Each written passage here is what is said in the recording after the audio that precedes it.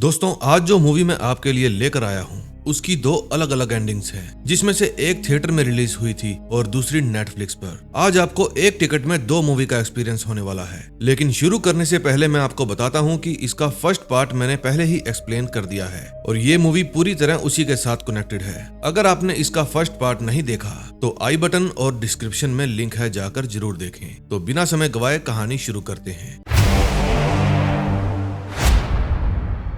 दोस्तों, last movie में आपने देखा कि जोई और बैन दोनों ही बच गए थे। उसके बाद हमें 2003 का समय दिखाया जाता है। ये है सोनिया, जो कि अपनी बेटी क्लेयर के साथ घर आई थी। सोनिया अपने पति हेनरी से कहती है कि मैं अब तुम्हारे लिए और एस्केप रूम नहीं बना सकती। वो सब कुछ छोड़कर अपनी बेटी के साथ यहाँ से जाना चाहती थी, लेकिन हेनरी सोनिया को कहता है कि मैं काम में बिजी हूँ, एक बार काम खत्म कर लूँ, उसके बाद ठंडे दिमाग से बात करते हैं। तब तक तुम नहा क्यों नहीं लेती। ये है क्लेयर, जो कि अपना कुछ सामान देख रही थी। उसमें एक अम्ब्रेला, टोकन, कॉइन्स और लॉलीपॉप शामिल थी। दूसरी तरफ सोनिया स्टीम रूम में फंस गई थी और उसे समझ में आ गया था कि ये उसके पति हेनरी का किया धरा है, इसलिए वो वहाँ क्लू ढूंढती है और उसे एक मैग्नेट मिलती है जो कि पत्थरों के बीच में पड़ी थी। वो इस मैग्नेट के जरिए बार बार दरवाजा खोलने की कोशिश करती है, लेकिन तब तक बहुत देर हो चुकी थी। वहाँ टेम्परेचर एकदम से बढ़ जाने की वजह से सोनिया की मौके पर ही मौत हो जाती है और अब कहानी प्रेजेंट में आती है। अब हेनरी फिर से जोई के लिए एक ऐसा ही गेम बना रहा था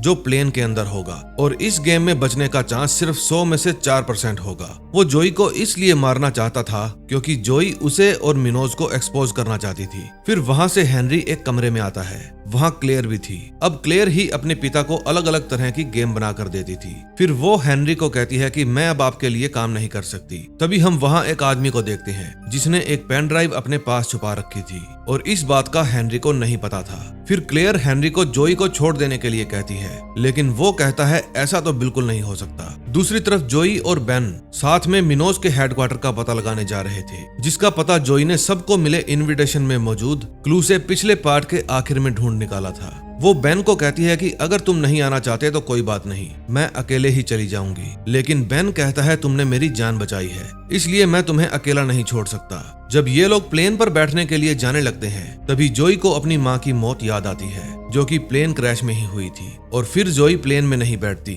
उसके बाद जोई और बेन बाय रोड जाने का फैसला करते हैं। रास्ते में वे एक होटल में रुकते हैं। रात को वो रूम भी अचानक से उसी गेम में बदल जाता है और धीरे धीरे बंद होने लगता है, लेकिन ये बेन का सपना था। फिर जोई उसे होश में लाती है। अगले दिन दोनों ही साथ में उस जगह पहुंच जाते हैं जहां के कोऑर्डिनेटर्स जोई को मिले थे।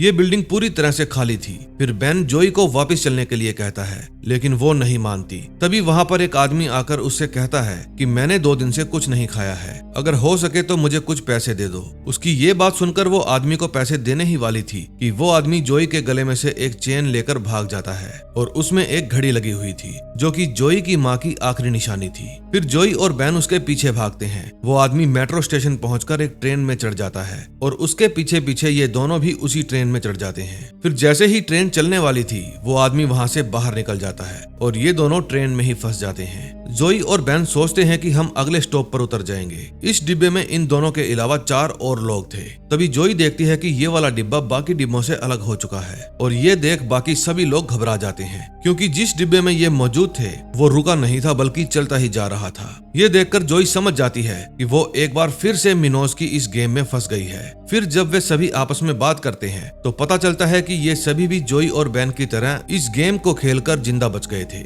मतलब कि ये चैंपियंस का टूर्नामेंट था। खैर, अब गेम शुरू हो चुका था। अब अगले ही पल इस ट्रेन का डिब्बा आगे जाके रुक जाता है, जिससे सभी को जोर का झटका लगता है। इसके बाद ये लोग देखते हैं कि पूरे डिब्बे में बिजली दौड़ रही है, यानी कि कोई भी अगर किसी मेटल को छुएगा तो उसे जोर का झटका लगेगा। फिर इनको यहाँ से निकलने का एक रास्ता दिखता है जो कि लॉक्ड था। तभी वहाँ पर अनाउंसमेंट होती है कि कोई भी अनजान बैग दिखे तो अथॉरिटी को संपर्क करें। यही इनका क्लू था और इस अनाउंसमेंट को सुनकर इन लोगों को एक बैग दिखता है जिसमें इन्हें एक हैंडल मिलता है। अब करंट की वजह से उसे ऐसे ही नहीं लगाया जा सकता था। फिर थियो अपनी बेल्ट को उस पर लपेटकर उसे दरवाजे में लगाता है। फिर उन्हें एक टोकन मशीन दिखती है जिसमें 9 नंबर लिखा हुआ था और अब इन लोगों को टोकन ढूंढने थे। जैसे जैसे समय बीत रहा था, बिजली बढ़ती जा रही थी। जोई देखती है कि वहां पर जो एड चल रही थी उसकी टैगलाइन में से कुछ अल्फाबेट मिसिंग थे।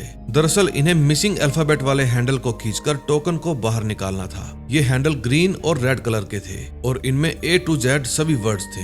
फिर ये पजल सॉल्व करने के बाद सभी टोकन हासिल कर लेते हैं और फिर उसको मशीन में डालने लग जाते हैं और ये सब उन्हें जल्दी जल्दी करना था। ऐसा करते हुए उनको कई बार करंट भी लगता है और करंट की वजह से बेचारा थियो मारा जाता है। बाकी लोग टोकन्स लगाते हैं। जब वे सभी टोकन्स डालते हैं तो वो रास्ता खुल जाता है और ये लोग निकल जाते हैं। फिर जोई एक वेलकम बैक का मैसेज देखती है, यानी कि ये सब उसी को फंसाने के लिए किया गया था। फिलहाल पहली स्टेज पार हो गई थी। फिर सभी एक दूसरे के साथ अपना इंट्रोडक्शन करते हैं। यहाँ जोई और बेन के साथ नेथन, रेचल और ब्रियाना भी थी। अगले एस्केप रूम में इन्हें एक बैंक जैसी लोकेशन मिलती है जहाँ बहुत सारे लॉकर्स और एक बड़ी सी तिजोरी भी थी और उसका दरवाजा खुला हुआ था। इस तिजोरी तक पहुँचने के लिए इन्हें चेस की गेम जैसे टाइल से होकर गुजरना था। अगर इनका पैर गलत टाइल पर पड़ा तो वहाँ लेजर एक्टिवेट हो जाएगी जो इनकी बॉडी के टुकड़े कर देगी। तभी नेथन को एक लॉलीपॉप के अंदर एक चाबी दिखती है जो कि वहाँ मौजूद लॉकर की थी, लेकिन लॉकर्स कई सारे थे। फिर उन्हें वहाँ पर जो भी कीज मिलती हैं वे सभी उन लॉकर्स में लगा लगा कर देखते हैं। फिर जोई ध्यान देती है कि यहाँ सभी लॉकर्स के ऊपर नंबर लिखे हुए हैं और एक के ऊपर सोनिया लिखा हुआ है। फिर वो सोनिया वाले लॉकर के ऊपर चाबी लगा कर देखती है और वो खुल जाता है। फिर वो ये बात जोई और रेचल को भी बताती है।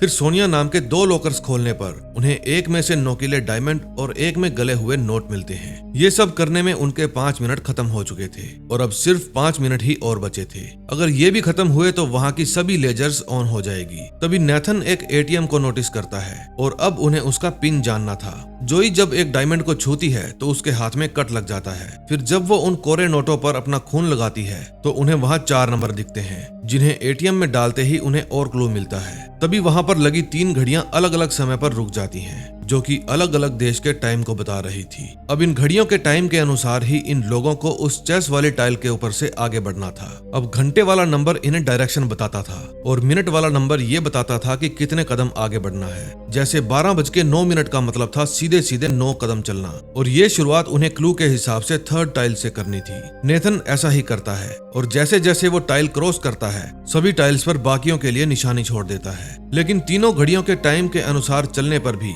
आगे रास्ता बाकी था। फिर नाथन अंदाजा लगाकर आगे बढ़ता है जिसमें वो कुछ कदम तो सही चलता है, लेकिन फिर उसकी एक गलती के कारण लेजर ऑन हो जाती है जिससे बचते हुए नेथन बेहोश हो जाता है। लेकिन ये उसकी खुशकिस्मती थी कि वो लेजर से बच गया था। फिर रेचल और ब्रियाना उसे टाइल से हटाती हैं। तभी लेजर बंद हो जाती है। अब उनके पास बचा था 1 मिनट। तभी जोई एक लॉकर के हैंडल को घुमाकर बाहर खींचने के लिए बोलती है। तभी उन्हें एक मैप मिलता है जिसमें चेस टाइल के जरिए आगे बढ़ने का रास्ता बताया गया था। फिर ये सभी लोग उसी के अनुसार आगे बढ़ते हैं और तिजोरी का दरवाजा बंद होने से पहले वहां पहुंच जाते हैं। यहाँ पर बेन नेथन को भी उठा लाया था। वहां से निकलने के बाद जब नेथन को होश आता है तो बेन उसे गुस्से में कहता है कि तुम्हारी बेवकूफी की वजह से हम सभी मरने वाले थे। फिर जोई उसे समझाती है कि ये तो सिर्फ हमारी मदद करना चाहता था। फिर ये सभी आगे बढ़ते हैं और एक अजीब से बीच पर पहुंच जाते हैं जो कि असली नहीं बल्कि होलोग्राम था और ये था इनका तीसरा एस्केप रूम जहाँ पर चारों तरफ रेत ही रेत थी।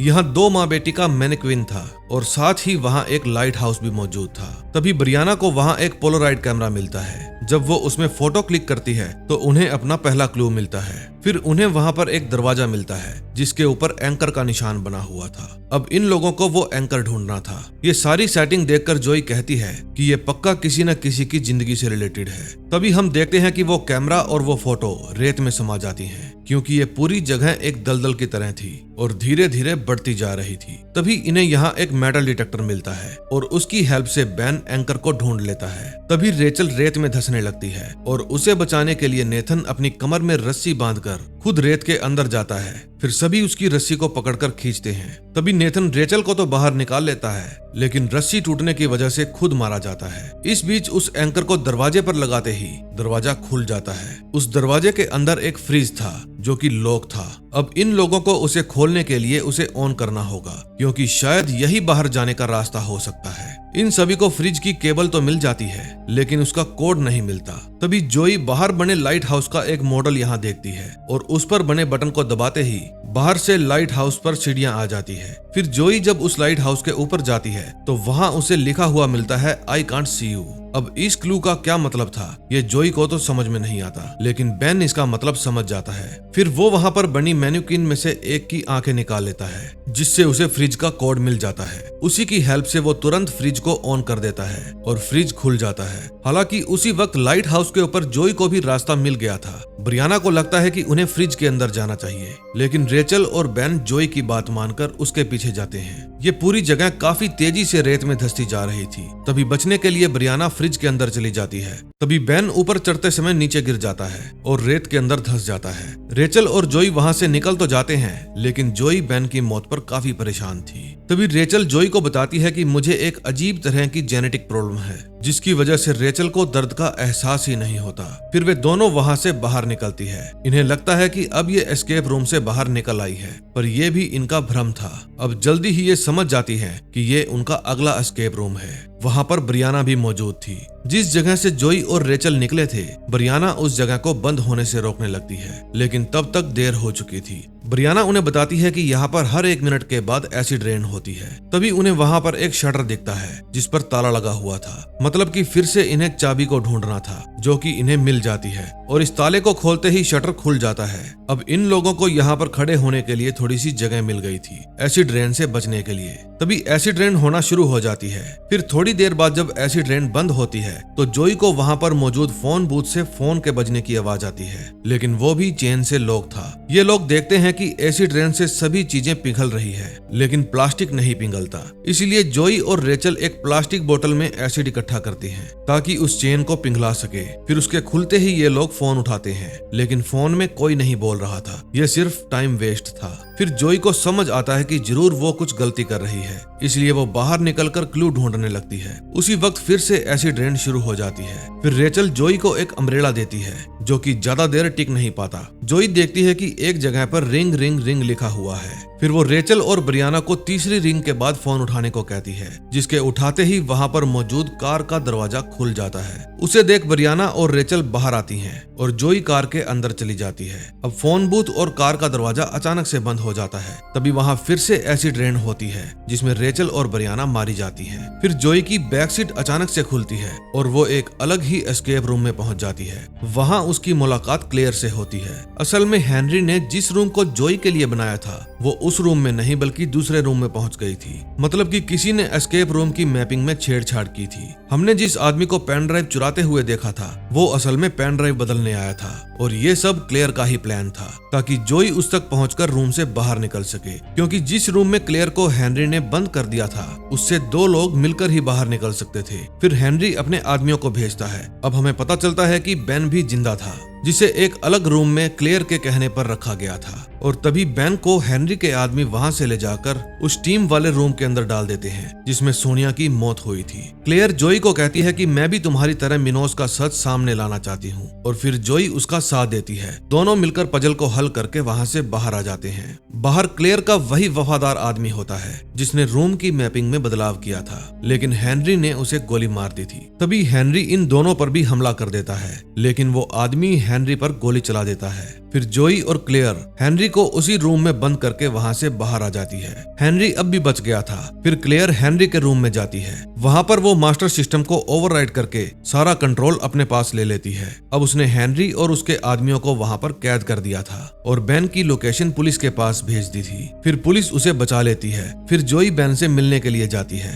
फिर वो आदमी पकड़ा जाता है जिसने जोई की घड़ी चुराई थी। फिर क्लेयर अपने पापा हेनरी से मिलने आती है। दरअसल क्लेयर को बचपन में चीजें चुराने का शौक था, इसलिए उसकी माँ सोनिया चाहती थी कि क्लेयर किसी तरह सुधर जाए, और क्लेयर को लगता था कि उसकी माँ उसे घर से दूर भेजना चाहती है। और फिर उसने स्टीम रूम में फंसाकर अपनी माँ सोनिया की ही जान ले ली थी। उसकी जान हेनरी ने नहीं ली थी। हेनरी क्लेयर के नेचर को जानता था, इसलिए उसने क्लेयर को एक कमरे में कैद कर रखा था। हालांकि हेनरी के लिए ये सारे गेम क्लेयर ही डिजाइन करती थी। फिर वो अपने पापा को कहती है कि अब लोगों को पता चलेगा कि असली गेम क्या होती है, और इतना कहकर वो हेनरी को बंद करके चली जाती है। यानी असली विलन क्लेयर थी। जो कि आजाद हो चुकी थी। अब ये स्टोरी यहीं पर एंड हो जाती है। लेकिन मैंने आपसे कहा था इस मूवी के 2 वर्जन हैं। दूसरे वर्जन की शुरुआत में हम जोई को एक डॉक्टर से एस्केप रूम और मिनोज के बारे में बातें करते हुए देखते हैं, जो कि जोई की बात का विश्वास नहीं कर पाती और फिर वो डॉक्टर जोई से उसके प्लेन के डर के बारे में पूछती है। जब से जोई की माँ प्लेन में मरी थी, ये डर उसे तब से था। जोई कहती है कि मैं प्लेन में तभी बैठूंगी जब मिनोज की सच्चाई दुनिया के सामने आ जाएगी और मुझे विश्वास हो जाएगा कि सब कुछ सेफ है। और उसके बाद हम जोई और बैन को साथ में प्लेन में ना जाकर रोड के रास्ते जाते हुए देखते हैं और फिर उसके बाद की कहानी आप लोगों ने देख ही ली। लेकिन एसिड रेन वाले एस्केप रूम के बाद जोई एक अलग ही रूम में जाती है, जहां उसकी मुलाकात अमेंडा से होती है, जिसे पहले पार्ट में नीचे गिरा दिया गया था। वो मरी नहीं थी। इस वर्जन में हेनरी, क्लेयर और सोनिया को दिखाया ही नहीं गया है। अमेंडा जोई को बताती है कि सोनिया उसकी बेटी का नाम है और ये सारा गेम मैंने ही डिजाइन किया है। अगर मैं इसे डिजाइन नहीं करती तो वो लोग मुझे मार देते। जो गेम को डिजाइन करता है उसे पजल मेकर कहते हैं और अगर तुम किसी अपने को बचाना चाहती हो तो तुम्हें भी ये गेम डिजाइन करना होगा। यहाँ पर बैन उन लोगों के सामने आता है जो कि अलग चैम्बर में था, लेकिन जोई पजल मेकर बनने के लिए इनकार कर देती है। फिर बैन के चैम्बर में पानी भरने लग जाता है और उसे देखकर जोई और अमेंडा गैस पाइप को निकालकर उसमें आग लगा देती है और उस आग की गर्मी से चैम्बर का मेटल पिघलने लगता है और सारा पानी बैन सहित बाहर आ जाता है। फिर ये नोटिस करते हैं ये पानी किस रास्ते बाहर निकल रहा है। ये सभी भी उसी रास्ते बाहर आ जाते हैं। फिर जोई पुलिस को ट्रेन वाली स्टेज की रिकॉर्डिंग दिखाती है जो उसने रिकॉर्ड की थी। पुलिस के सामने मिनोज की सच्चाई आ जाती है और रही बात अमेंडा की बेटी की, तो उसकी पुलिस अभी भी तलाश कर रही थी। ये सब कुछ बहुत ही आसानी से हो गया था। फिर वादे के मुताबिक जोई बैन के साथ प्लेन में वापस घर जाने का फैसला करती है। फिर जोई प्लेन के अंदर उसी डॉक्टर को देखती है जिससे उसने कंसल्ट किया था। फिर उसे एहसास हो जाता है कि इस वक्त भी वो एक एस्केप रूम में है। वहाँ जो पुलिस थी वो सब भी नकली थी। तभी जोई को वहाँ पर अनाउंसमेंट सुनाई देती है कि शायद अब हमने तुम्हें यकीन दिला दिया है कि सब कुछ खत्म हो गया है, लेकिन अभी भी बहुत कुछ बाकी है। तभी प्लेन क्रैश हो जाता है और यहीं पर सस्पेंस के साथ इस वर्जन की कहानी भी खत्म हो जाती है। तो दोस्तों, आपको दोनों में से कौन से वर्जन की एंडिंग पसंद आई, कमेंट करके जरूर बताना। और अब तक हमारा चैनल सब्सक्राइब नहीं किया तो प्लीज कर लेना। हम मिलेंगे नए दिन नई स्टोरी के साथ। Till then, bye bye.